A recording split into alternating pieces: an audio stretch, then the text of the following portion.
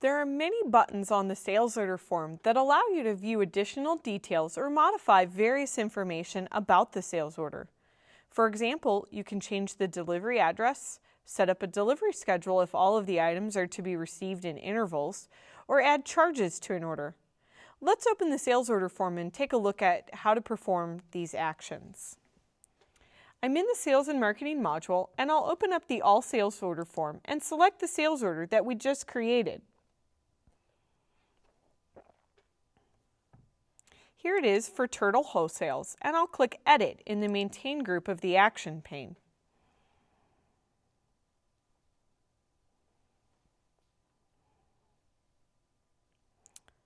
First, I'll show you how we can change the address on one of the lines. I'll take this first line for the ruggedized laser projector and go down to the Line Details Fast tab.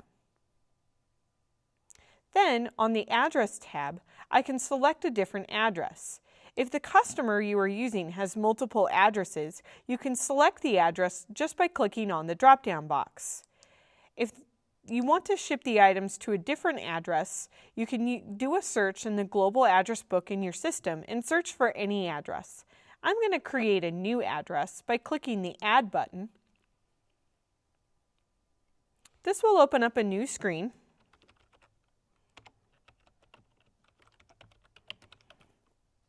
And I'll type in the address.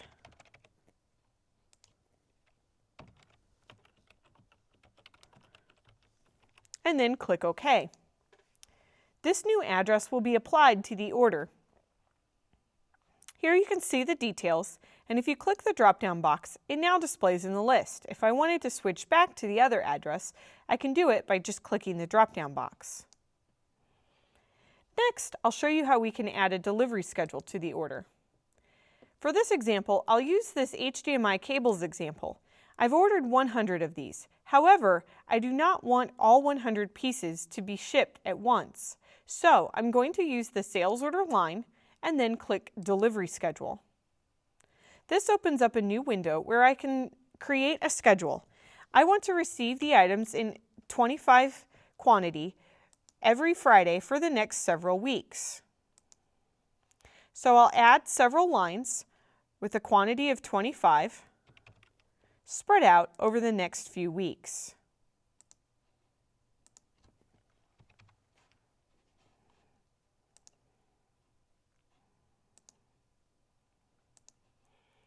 And then my last line for 25.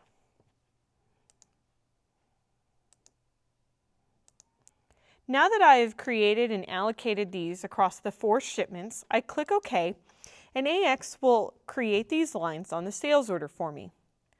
You'll notice that the original line with the quantity of 100 remains on the order.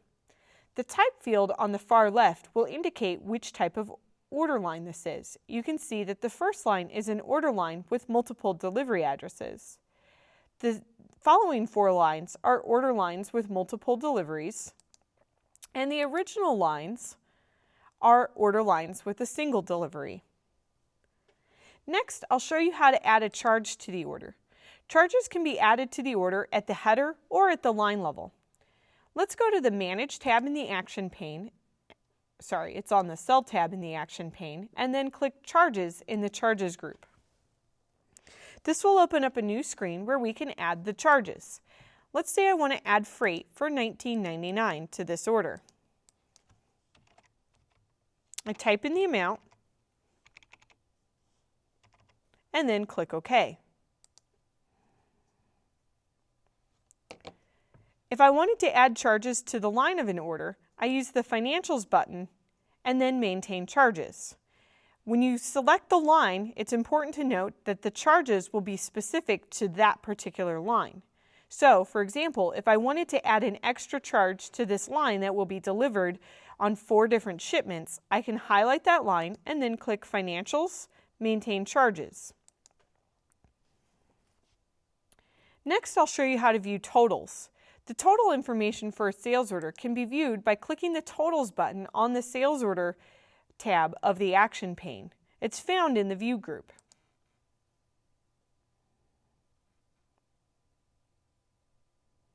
Here you can see the detailed information about the sales order. On the left-hand side, you can see information that's coming from the items, such as the total quantity ordered, the weight, and volume. If the weight and volume information is not configured on each item, this will not be updated automatically. You can also see the cost, margin, and contribution ratio for your order. If the customer has a credit limit, you'll be able to see their total credit limit and how much credit is available based on the credit limit checking settings that are configured in Accounts Receivable. The right-hand side of the screen will show you the total information for this particular order. You can see the exchange rate, the discounts, the subtotal, any other discounts, sales tax, and coupons, and the invoice amount. If the customer is configured for a cash discount, you can see the eligible cash discount amount if the terms of that cash discount are met. Next, I'll show you how to copy a sales order. To copy a sales order, you'll start a new sales order. I'll do this by clicking New in the sales order group. I'll select a customer, I'll use Forest Wholesales, and then click OK. Instead of adding lines to my order manually, I'll use the Copy From All button in the Copy group of the Action pane. This will open a new screen where you can see the detailed information about the sales order. You can specify a reason code if you want, or you can just start creating the new order to be copied. Let's say I want to copy this sales order from Sunflower Wholesales. Well, this one doesn't have any lines, so it's not a good candidate. I'll select a different order. You mark the Select All checkbox next to the sales order, and AX will automatically select all of the lines for that order. You can also manually mark individual lines. If I also want to take some other lines, say from a confirmation, quotation, packing slip, or invoice, you can click the other tabs in this screen to select the other transactions that you want to copy from. So let's say I want to take this item and this item as well. I mark the checkboxes next to each item that I want to copy to my order. To see all the transactions that I've selected, I can click on the Show Selected Transactions tab and view. You can see that I'm copying the order header from sales order number 753 with a quantity of 25 for the standard speaker, and then 2 additional lines for some different speakers. When you're ready, you can click OK. But do note that there are several other fields that you can use that will determine how the sales order will be copied. Let's say, for example, I wanted to order a double order of all of the quantities. I can apply a factor of 2, which will multiply the quantities by 2. I can also decide whether or not I want to copy charges such as freight or handling, if prices on the order line should be recalculated, if the order header should be copied precisely, whether or not we should delete the order lines, and whether or not you want to copy the order header at all. There's also another checkbox on the far left to invert the sign. This will make the quantities on the order negative. If you were copying this from a negative sales order, it would make the quantities positive. When you're ready, you'll click OK.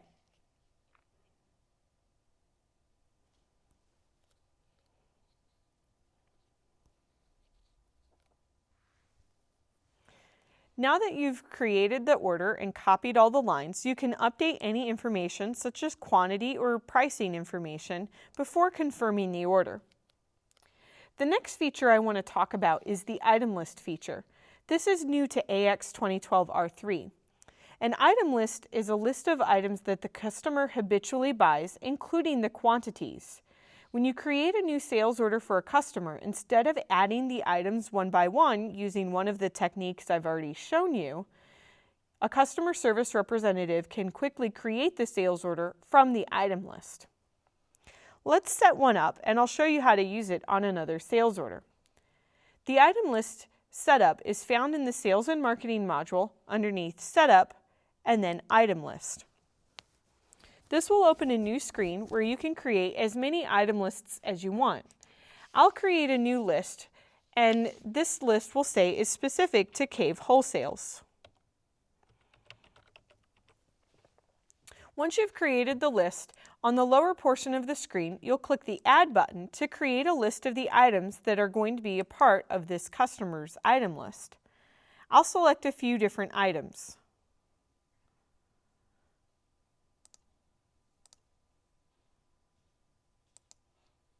In this case, dimensions are required, so I'll turn on all of the dimensions so I can specify them.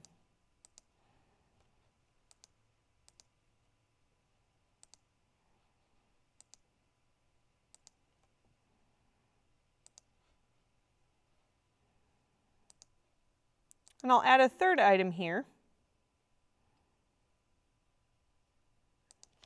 for the projector. Over on the right-hand side, we can enter the quantity information that is typically ordered. You'll be able to override these quantities each time you use the item list. These just serve as defaults.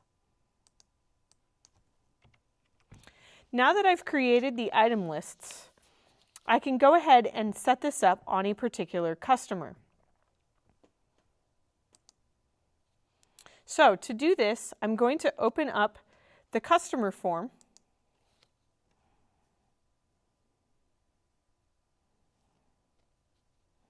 Select the customer I want to use this for. In this case, I'll use Cave Wholesales, and then click Edit.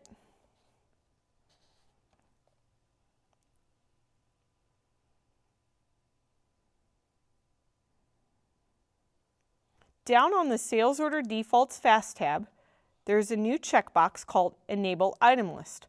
I'll mark this checkbox to indicate that I want to use the item list for this particular customer. Now I'm ready to create some orders. There are two ways you can do this. You can do this by using a new periodic job, which is found underneath Sales and Marketing, Periodic, Item List Generation, or by creating a new sales order manually.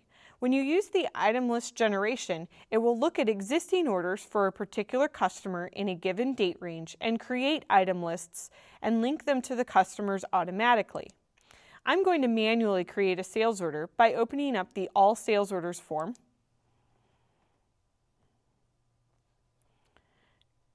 Click the New Sales Order button. Select the Cave Wholesales customer, and then click OK. Next, I'll use the Sales Order Line button and then choose From Item List in the Copy group.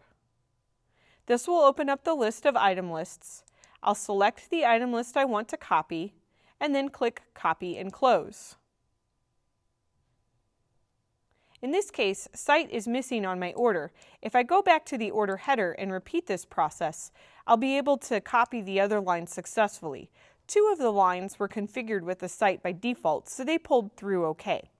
We'll just go ahead and leave it like this and confirm our order. To confirm the order, we'll go to the Manage tab in the Action pane, it's the Cell tab, and then click Sales Order Confirmation.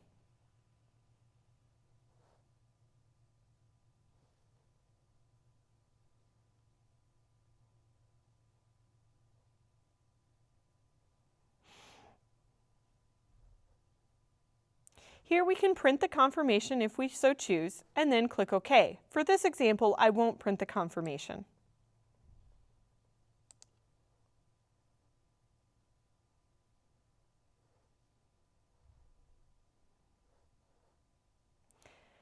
In the next lesson, we'll discuss some more advanced sales order actions. I'll see you there.